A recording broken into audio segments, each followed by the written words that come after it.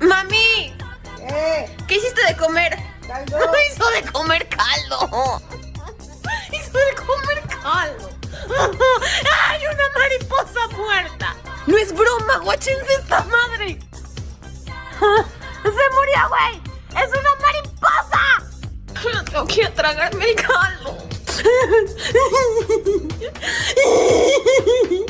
¡Caldo!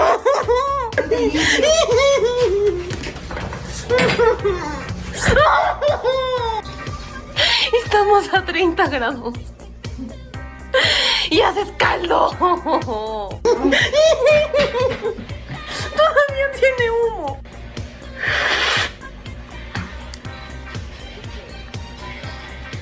Oye, si está